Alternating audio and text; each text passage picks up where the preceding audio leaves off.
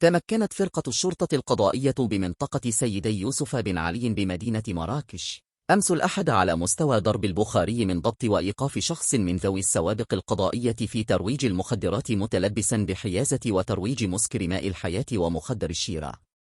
وبحسب المعطيات التي حصل عليها ست أنفو، فإن الشخص الموقوف ضبط بحوزته 45 لترا من مسكر الماحية وقطع مجزأة من مخدر الشيرة، إضافة إلى مبلغ مالي متحصل عليه من عملية الترويج.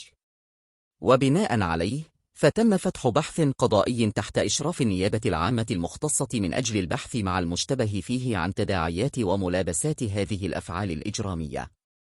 تمكنت فرقة الشرطة القضائية بمنطقة سيدي يوسف بن علي بمدينة مراكش أمس الأحد على مستوى درب البخاري من ضبط وإيقاف شخص من ذوي السوابق القضائية في ترويج المخدرات متلبسا بحيازة وترويج مسكر ماء الحياة ومخدر الشيرة.